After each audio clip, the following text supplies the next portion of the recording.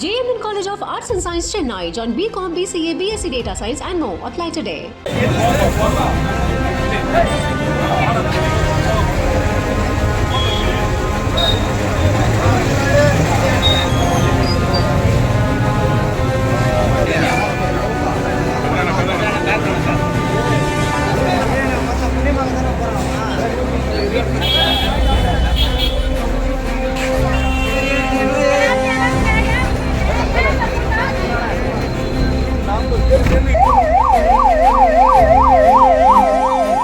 வாழைப்பழத்தை ஃப்ரீயா கொடுக்கணும் அப்படின்னு சொல்லி மது போதையில இளைஞர் ஒருத்தர் வாழைப்பழக்கடை உரிமையாளரை தாக்குனதா சொல்லப்படக்கூடிய சம்பவம் விழுப்புரத்துல பரபரப்பை ஏற்படுத்தியிருக்கு. பொதுமக்கள் தர்ம அடி கொடுத்து இளைஞரை போலீஸ்ல ஒப்படைச்சிருந்திருக்காங்க.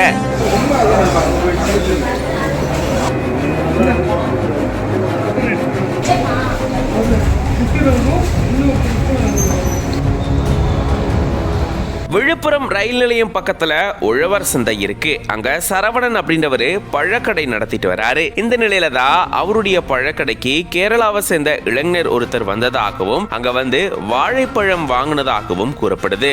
ஆனா வாழைப்பழத்தை வாங்கிட்டு அந்த இளைஞர் காசு கொடுக்காம அப்படியே கிளம்பி போயிருந்திருக்காரு. இத பார்த்த சரவணன் வாழைப்பழத்தை பிடுங்கி வச்சதா கூறப்படுது. உடனடியா அந்த இளைஞர் தன்னுடைய நண்பரான முகமது சாதிக் அப்படின்றவரை போய் கூட்டிட்டு வந்ததாகவும் அப்போ இவங்க பழக்கடை உரிமையாளர் சரவணனை தாக்குனதா கூறப்படுது. அப்போ அங்க பழம் வாங்க வந்த காமராஜ் அப்படின்றவர் தடுத்ததாகவும் அவரையும் இந்த இளைஞர்கள் தாக்குனதா கூறப்படுது. இத பார்த்த அங்க இருந்த பொதுமக்கள் எல்லாரும் ஒண்ணு சேர்ந்து இளைஞர்களுக்கு தர்மடி கொடுத்திருந்திருக்காங்க. இதுல அந்த கேரள இளைஞர் தப்பிச்சு போன நிலையில முகமது சாதிக் மட்டும் பிடிபட்டிருந்திருக்காரு. உடனடியா போலீசாருக்கு தகவல் தெரிவிக்கப்பட்டதை அடுத்து விரைந்து வந்த போலீசார் காயமடைஞ்ச சரவணனையும் காமராஜையும் மீட்டு மருத்துவமனையில சேர்த்திருந்திருக்காங்க. மேலும் முகமது சாதிக்க கைது செஞ்சிருக்காங்க. இளைஞர்கள் இந்த மாதிரி மது போதையில வந்து தகராறுல ஈடுபட்டதா கூறப்படுது. இந்த சம்பவத்தால உழவர் சந்தை பகுதியில பெரும் பரபரப்பு சூழல் ஏற்பட்டிருந்திருக்கு.